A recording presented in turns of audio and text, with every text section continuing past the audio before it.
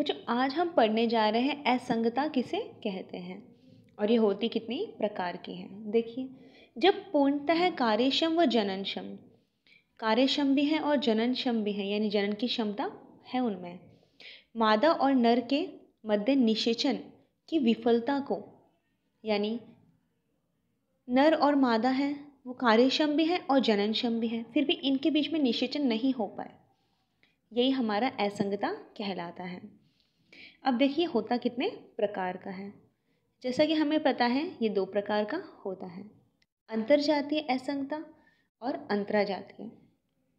अब अंतरजातीय, एक ही जाति के पादपों के मध्य निषेचन की विफलता।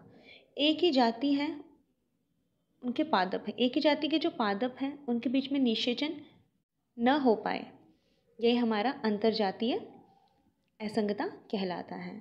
अब अंतराजातीय असंगता, अंतर यानी अलग अलग, जब 2 अलग अलग जातियों के मध्य निषेचन की विफलता हो तो अंतराजातीय असंगता कहलाता है। अब हम जानेंगे असंगता पादपों में निम्न कारण उत्पन्न होती है।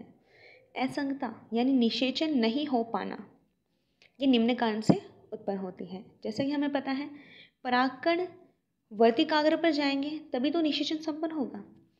तो क्या है, परागकण का वर्तिकाग्र पर अंकुरण नहीं हो पाना, वर्तिकाग्र पर परागकण का अंकुरण नहीं हो पाता।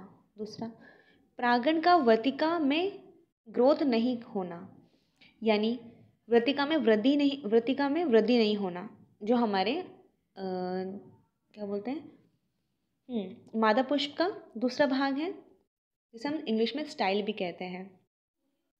Stigma, style and ovary, 3 parts होते हैं इसके। तीसरा, परागनली का वर्तिकाग्र में फट जाना, अंदर जाके वृद्धि नहीं कर पाएगी वर्तिका में और वर्तिका में ही जाकर फट जाएगी। नेक्स्ट, परागनली का एम्ब्रियोसेक, जो हमारा एम्ब्रियोसेक होता है उसमें प्रवेश नहीं कर पाना। सीधी सी बात है, एम्ब्रियोसेक में प्रवेश नहीं कर पाएगी तो फर्टिलाइजेशन नहीं हो पाएगा।